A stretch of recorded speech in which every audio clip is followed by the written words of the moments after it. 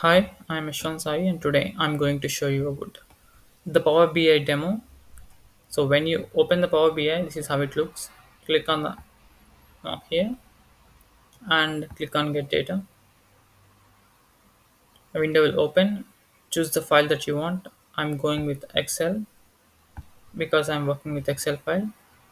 And click on the file and open. Then you'll get connected. It takes time to load the data. Just wait for a minute or so. Click on it. Here is the preview. Okay, take it and click on transform data.